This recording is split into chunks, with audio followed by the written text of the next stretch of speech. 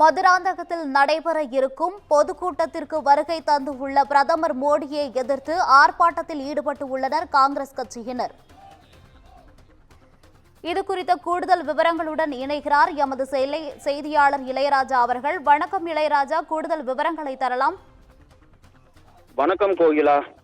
தமிழ்நாட்டில் வருகின்ற 2026 சட்டமன்ற தேர்தலில் என்டிஏ கூட்டணியில் அதாவது பல்வேறு கட்சிகள் அங்கம் வகிக்கும் நிலையில் அந்த கூட்டணியை உறுதி செய்யும் வகையில் சென்னை அருகே உள்ள மதுராந்தகத்தில் பொதுக்கூட்டம் இன்னைக்கு நடைபெற உள்ளது. இந்த பொதுக்கூட்டத்தில் பாரத பிரதமர் நரேந்திர மோடி வருகை தந்துள்ளார்.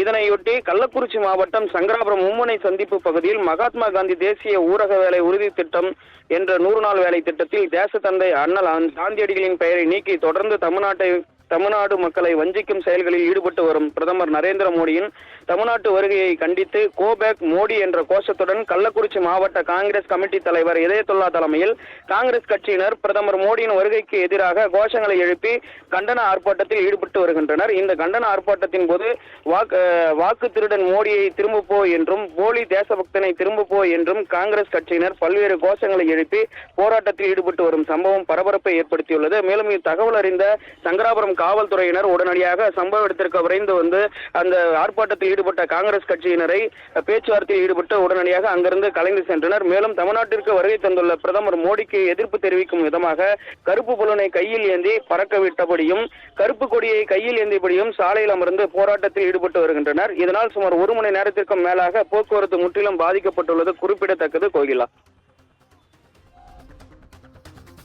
விவரங்களுக்கு நன்றி இளையராஜா.